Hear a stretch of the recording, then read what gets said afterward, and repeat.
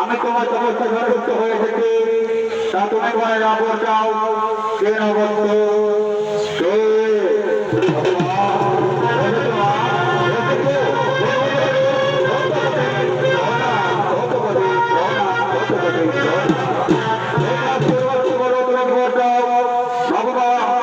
আমি অমর হয়ে থাকে অমর হয়ে থাকে অমর হয়ে থাকে আমি তোমাকে রাখতে অমর্ত